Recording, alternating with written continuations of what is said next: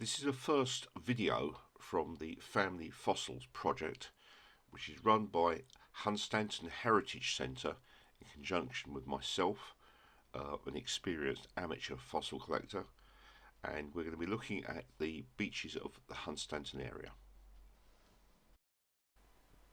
Hunstanton is your typical British seaside town. Sand, sea, sunburn, funfair, and being one of the few towns in Britain that has a westerly aspect but on the east coast. So we get some spectacular sunsets over the Wash, and those trees in the distance are actually the county of Lincolnshire. So this is why we call it Sunny Honey.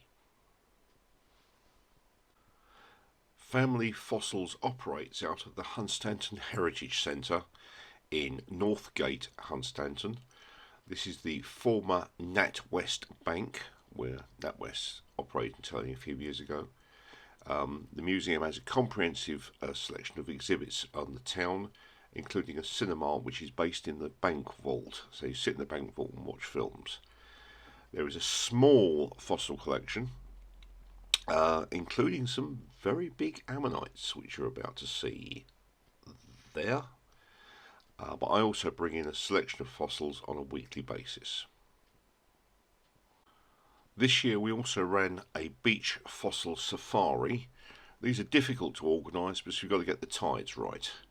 But we took, I think, a party of 4 families, about 16 to 20 people down there. And as you can see, everyone found something. Fossil wood is quite common in the Carstone. This young lady here found a lovely chunk of ammonite, and one of the other mothers was particularly good at it, and she eventually walked off with no fewer than 3 pieces of ammonite, which we're about to see there.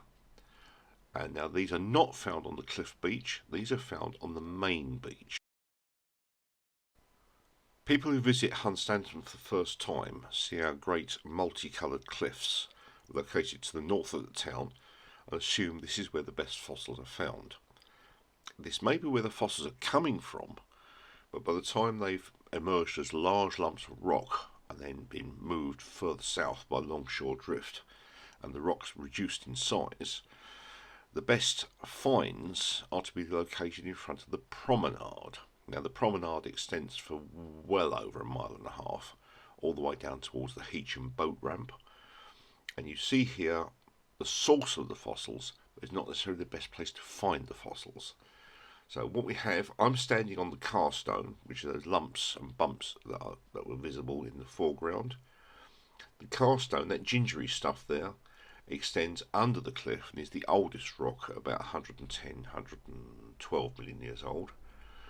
It gradually turns into the red chalk, which is the multi-banded reddish, orangey, slightly brown material, ending in a very bright layer of jumbled red chalk at the top, and then suddenly it goes white. And that great change is indicative of a radical change in the environment, probably caused by a violent earthquake, some stage about 100 million years ago. In a later video I will talk about the various bands of rock in greater detail, but at this stage I need to emphasise cliff safety. As a frequent visitor to this area, I have noted frequent rockfall, sometimes as many as 3 a day.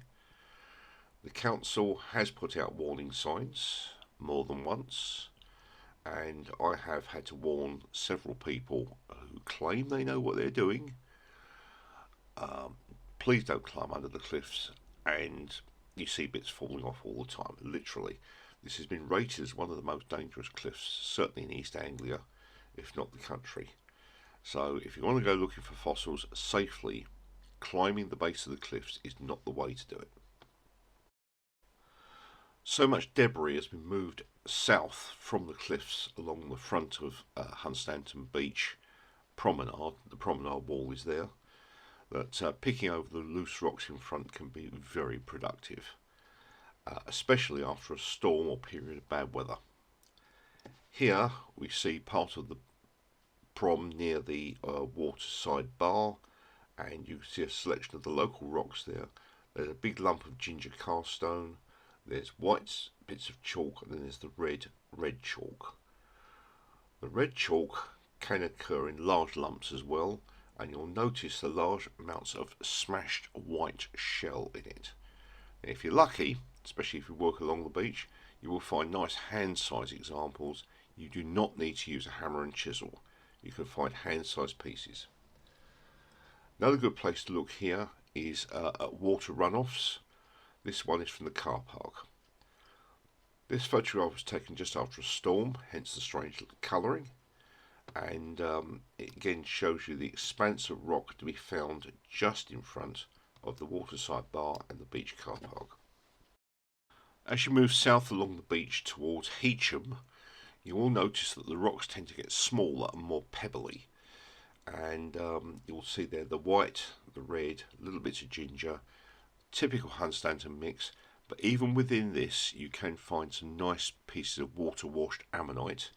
And I found my best piece directly in front of what's known as the Pirate Gulf site. So keep your eyes open. I'm going to leave you with a few tasters. This is the nice piece of ammonite I found in front of the Pirate Gulf at Hunstanton. That's a 20p coin for scale. Moving further along, this is a selection of what can be found, little hand-sized pieces coming out of the red chalk.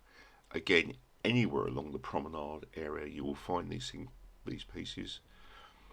And this is a nice piece of carstone with a big chunk of fossil wood, and that, again, that's a 20p coin for scale.